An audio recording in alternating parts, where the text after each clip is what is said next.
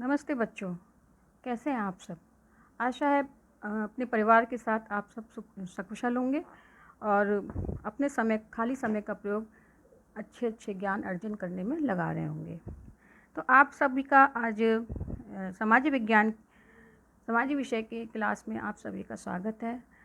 आज मैं आप लोगों को ज्योग्राफी की क्लास लूँगी। उसमें कक्षा 8 का हमारी दुनिया का पहला अध्याय संसाधन के बारे में मैं आप लोगों से चर्चा करूंगी।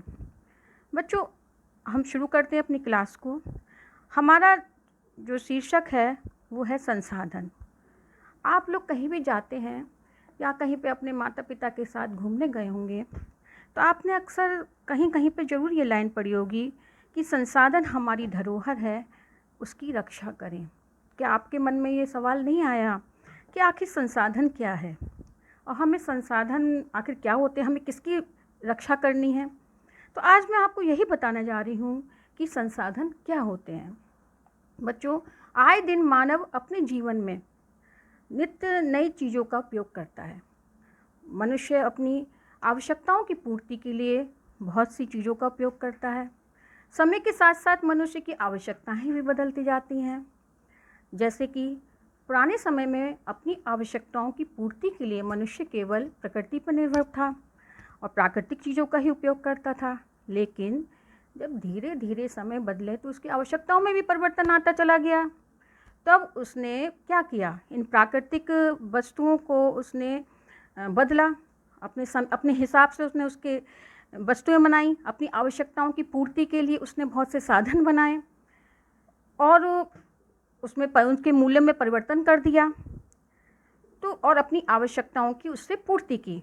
तो जैसे जैसे मनुष्य की आवश्यकताएं होती हैं वैसे वैसे अपने लिए वो प्राकृतिक साधनों का उपयोग करके अपने लिए साधन बना लेता है। तो ऐसी कोई भी वस्तुएं जो मनुष्य की आवश्यकताओं की पूर्ति करती हैं वो संसाधन कहलाती हैं। लेकिन मानवीय आवश्यकताओं को पूरा करने वाली सभी जीव जंतु वस्तुएं एवं पदार्थ संसाधन हैं। आप समझ गए होंगे। अब जैसे कि भूमि, जल, वायु, मिट्टी, विद्यालय, भवन, पंचायत भवन, खनिज पदार्थ, खेत, तालाब इत्यादि सब संसाधन हैं। आप कहेंगे कैसे? अब आप सोच लीजिए, भूमि हमारे लिए संसाधन है। हम भूमि पर मकान बनाते हैं, खेत बनाते हैं, पेड़ पौधे लगाते हैं। जल हमारे पीने वाली आवश्यकता को पूरी करता है। वायु हम सांस लेते हैं। मिट्टी हम पेड़ पौधे लगाते हैं, मकान बनाते हैं। तो विद्यालय आप पढ़ने आते हो, उससे अपने पढ़ने की आवश्यकताओं को पूरी कर रहे हो। घर में हम रहते हैं। तो ये सब चीज़ें जो कि हमारी किसी न किसी आवश्यकताओं को पूरा कर रही हैं। सभी प्राकृतिक वस्तुएं, मानव निर्मित वस्तुएं तथा मानव स्वयं भी एक संसाधन है। आप पूछेंगे कैसे? अब देखिए, हम भवन का एक उदाहरण ले लेते हैं। मान लीजिए कहीं पे एक घर बन रहा है, तो घर बनाने के लिए हमको किन किन चीज़ों की आवश्यकता होगी? मिट्टी, सीमेंट, रेता, जल और ये सब क्या हो गई? प्राकृतिक वस्तुएं हो गई। और जो एक भवन तैयार हुआ, उसमें जो उसको तैयार कर रहा है वो एक मानव हो गया। इसलिए वो, जैसे कि मिस्त्री, मजदूर, ये एक मानवीय संसाधन हो गए। और जो वो भवन तैयार होके खड़ा हुआ, जिसमें हम रहेंगे या उसमें हम अपनी आवश्यकताओं की पूर्ति करेंगे, वही उसमें रहने की या उसमें कोई विद्यालय खोलने की, तो वो एक मानव निर्मित हो गया। तो इस तरह से हम कहेंगे कि जितनी भी चीज़ें हैं, कहने का तात्पर्य ये है कि जितनी भी चीज़ें हैं जो हमारी किसी न किसी आवश्यकताओं को पूरी कर रही हैं, वो एक संसाधन का कार्य करती हैं। अब आप बताइए, ये संसाधन हमारे जीवन में क्या उपयोगिता रखते हैं? अब हम लोग इस पर चर्चा करते हैं। ये तो आप समझ गए होंगे संसाधन क्या है।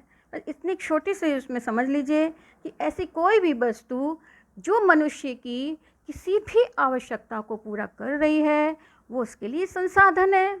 आप घर से विद्यालय साइकिल से आ रहे हैं तो साइकिल आपके लिए संसाधन है। आप अगर सुबह उठ के चाय पी रहे हैं तो उसमें जो दूध पड़ रहा है वो कहाँ से आ रहा है? गाय भी एक संसाधन है। तो कोई भी चीज़ हमारे या जीव जंतु हमारी आवश्यकताओं को पूरी कर रहे हैं तो वो एक संसाधन है। अब हम चर्चा करते हैं कि संसाधन की हमारे जीवन में उपयोगिता क्या है। तो बच्चों, संसाधन मानव जीवन के लिए बहुत उपयोगी है।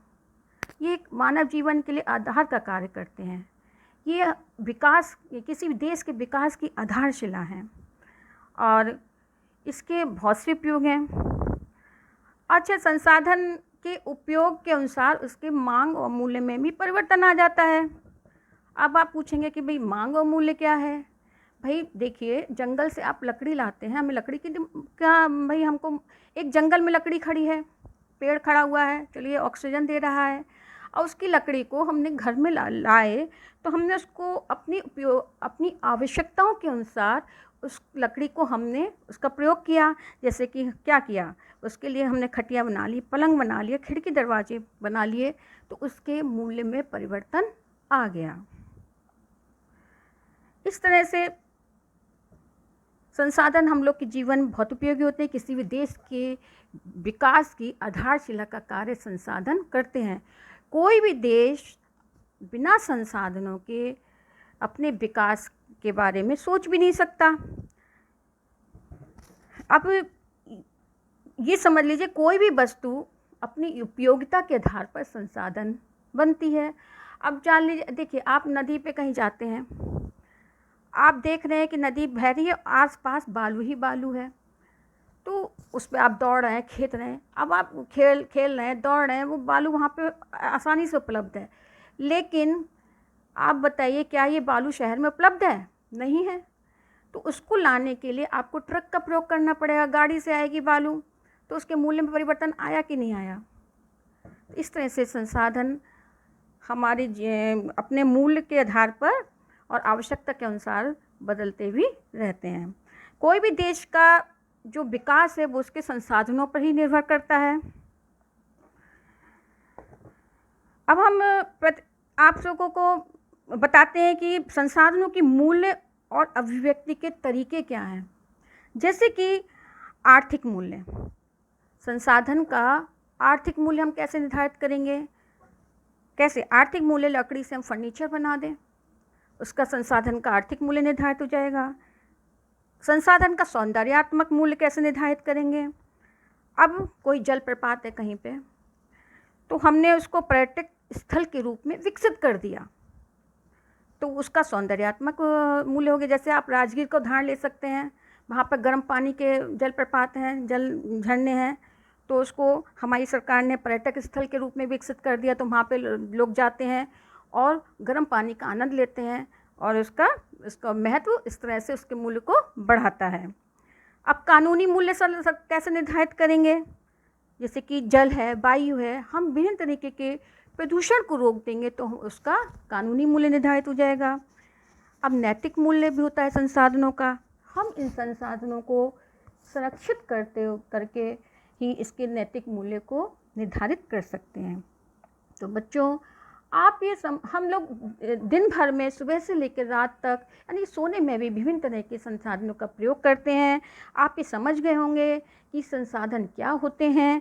आप मेरे आज एक क्वेश्चन नोट कीजिए, वो आपके लिए होमवर्क है कि प्रतिदिन उपयोग में आने वाले आप 10 संसाधनों की सूची बनाएं।